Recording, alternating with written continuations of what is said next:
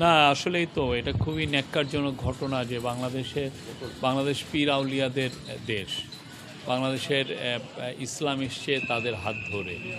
ইসলামকে তারা সারা বাংলাদেশের এই যে বঙ্গীয় যে ডেল্টা সেইখানে ছড়িয়ে দিয়েছেন।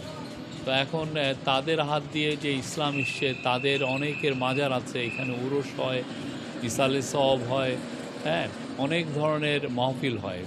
আপনি যদি শীতকালটা আসলে দেখবেন যে একটার পর একটা মাহফিল আছে। কেউ কিন্তু এখন দেখা যাচ্ছে কেউ কেউ এদেরকে বিভিন্ন অজুহাতে এখানে আঘাত হানছেন, ইয়ে হচ্ছে, খুবই ন্যক্কারজনক। আমরা এটা তীব্র নিন্দা জানাই। বাংলাদেশ সম্প্রীতির দেশ। আমরা কোনি সব মত পথ যাতে একসাথে, সব মত পথের মানুষ যাতে একসাথে থাকে, হারমোনির সাথে, সম্প্রীতির সাথে, সেটা আমাদেরকে দেখতে হবে। আপনি যেটা যদি মনে হয় যে না এই জায়গায় আমার যাওয়া ভাল লাগছে না, আমি এটা নেই না, আপনি যাবেন না। কিন্তু তাহলে আপনাকে তো রেসপেক্ট করতে হবে। প্রত্যেকটা ধর্মীয় পথকে আপনার রেসপেক্ট করতে হবে। হ্যাঁ, যে আপনি যদি উনি মাজারে যান, তার মাজারে যাওয়াকে আপনার রেসপেক্ট করতে হবে, আর যিনি মাজারে যান না তাই সেটাও রেসপেক্ট করতে হবে। এটা হয়ে এটার মাধ্যমে তো আমরা একটা ভালো বাংলাদেশ, নতুন বাংলাদেশ তৈরি করতে পারবো। আমি যদি আপনার বাংলাদেশকে যদি আমি রেসপেক্ট না করি, আপনি কেমনে আমার বাংলাদেশকে রেসপেক্ট করবেন? ঠিক না?